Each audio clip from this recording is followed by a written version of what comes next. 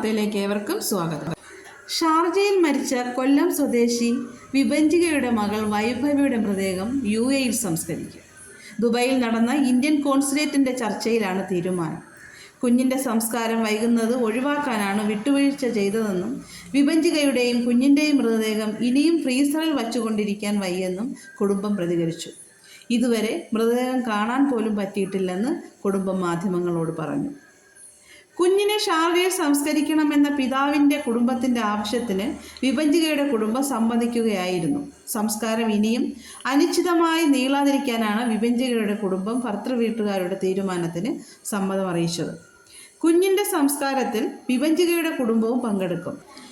വിഭജികയുടെ മകൾ വൈഭവിയുടെ സംസ്കാരം ഇന്നലെ നടത്താനായിരുന്നു കുടുംബം തീരുമാനിച്ചിരുന്നത്. എന്നാൽ കോൺസുലേറ്റിൻ്റെ അടിയന്തര ഇടപെടലിനെ തുടർന്ന് സംസ്കാരം മാറ്റിവെക്കുകയായിരുന്നു. വിഭജികയുടെയും കുഞ്ഞിൻ്റെയും മരണം ആത്മഹത്യ തന്നെ എന്നാണ് പോസ്റ്റ്മോർട്ടം റിപ്പോർട്ട്.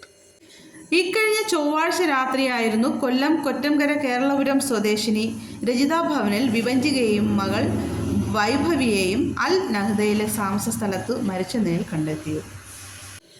ദുബായിലെ സ്വകാര്യ സ്ഥാപനത്തിൽ വയലിൻ ക്ലർക്കാണ് വിഭജിക. ദുബായിൽ തന്നെ ജോലി ചെയ്യുകയാണ് ഭർത്താവ് നിതീഷ്.